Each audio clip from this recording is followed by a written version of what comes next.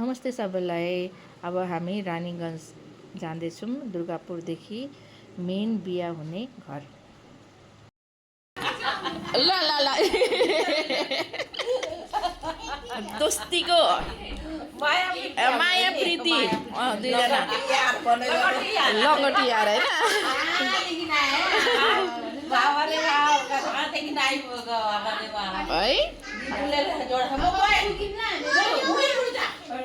एकछिन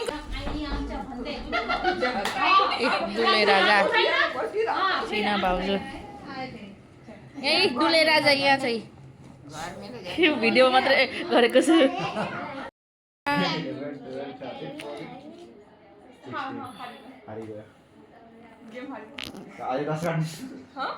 के भयो 26 बच्चा पार्टीहरू नि डबल क्लिक गर्नु न।